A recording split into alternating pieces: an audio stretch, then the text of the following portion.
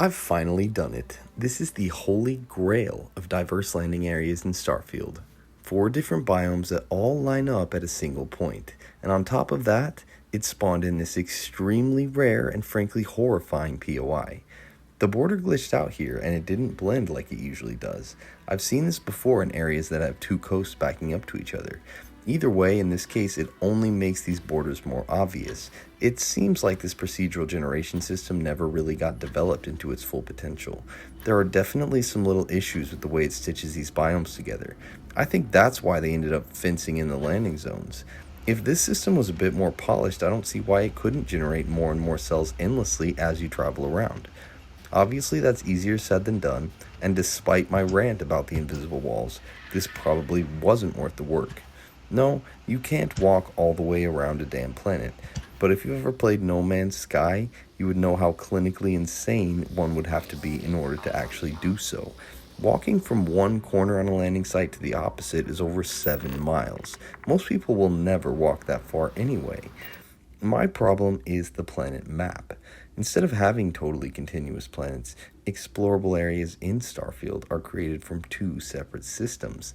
The map acts as a seed and tells the procedural generation system what biomes to generate in a landing area based on the precise pixel you select. I don't mean pixel as in little square shown on the resource overlay. This map is totally inaccurate a lot of the time. I mean the smallest movement you can possibly make with your cursor.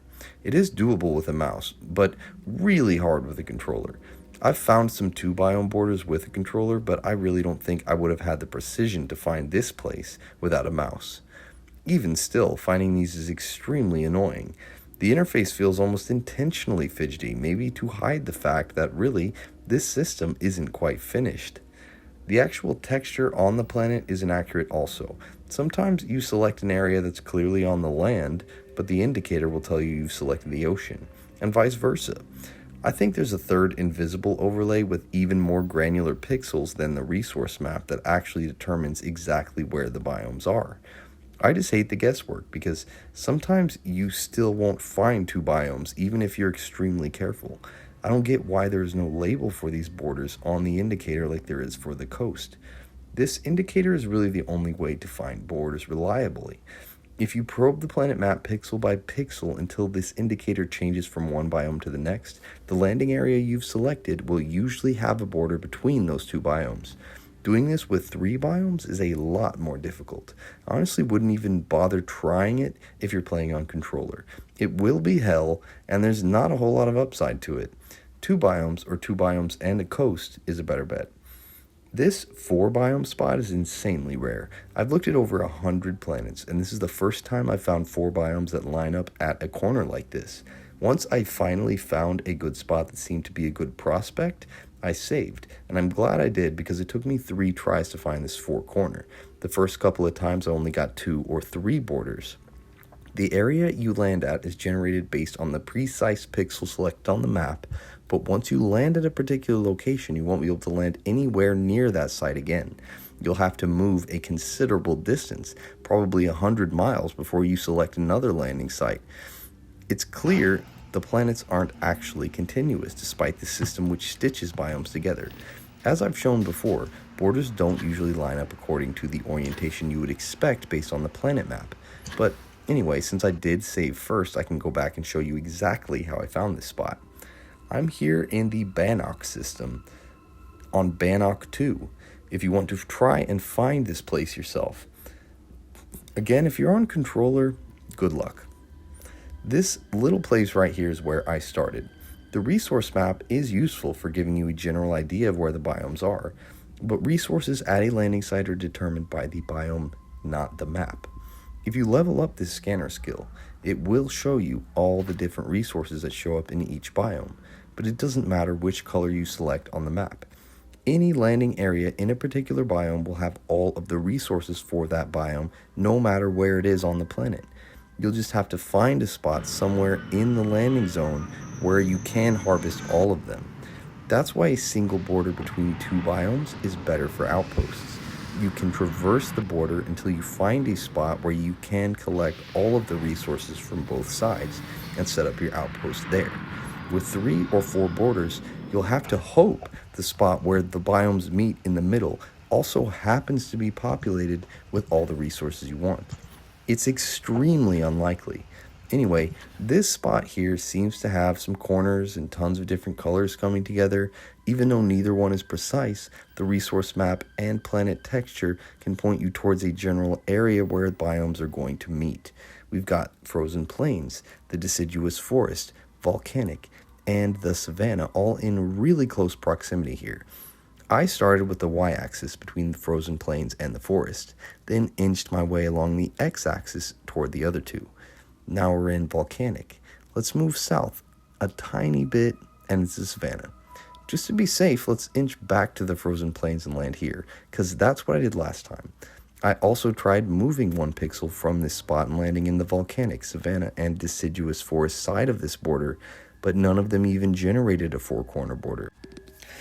I've tested this a few different ways, and I will confidently say the planets are not continuous.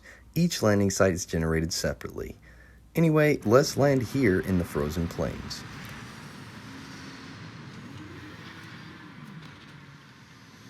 As you can see, we found the same spot again. That massive abandoned mining rig is pretty hard to miss. This is actually a really good POI, and this is the first time I've come across this location after hundreds of hours of exploration. I don't want to spoil it, but if you thought terramorphs were bad, just wait till you stumble across this place. I've seen a lot of criticism towards Starfield and the fact that the locations scattered across planets start to repeat really quickly. On one hand, I like this system and the fact that there are some super rare locations that only show up after level 100. And really, it isn't that unrealistic to see the same generic blueprints show up at different mining outposts and military bases scattered across the galaxy. For better or worse, I see it like an infinitely repeatable Far Cry outpost master in space. It is fun, but I wish there was better scaling built into this system. At the very beginning of the game, I found some really cool POIs on a level 5 planet, but I still find those same locations on level 75 planets. I will say the alien life does scale beautifully. Hunting aliens is the most surprisingly fun aspect of this game in my opinion, especially on high level planets. It almost feels like a guilty pleasure. The human enemies are tougher too, but I would have liked it if they reserved some of the larger, more sprawling locations for the high-level planets only. There is a decent variety of locations, but Todd Howard has been hyping this game up, saying Starfield has more handcrafted content than any of their other games, and I just don't see it here.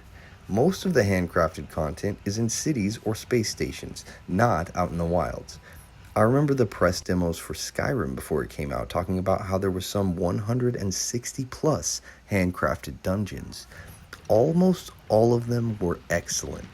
Starfield dungeons are fun to clear out and well designed. There are some really rare locations. I'm sure there are some that I still haven't found. But there's less than half as many dungeons as Skyrim had. And that was just one tiny country, not 1,000 planets. But Starfield does have a lot more to offer than meets the eye. Even those who've been playing nonstop for 2 months are still discovering new things. You just have to go a couple light years out of your way in order to do so. For instance, if you click on the exact perfectly right pixel on the map for this planet and land here in your game, you'll definitely find this 4-corner border. You'll be able to survey all the plants and animals in each of these 4 biomes without having to take off and land, like I'm about to do. But this particular POI probably won't be here for you. These locations populate planets randomly. At least that's what they said in the Starfield Direct. But who knows? Let me know what POI you find here in your universe. Either way, thanks for watching.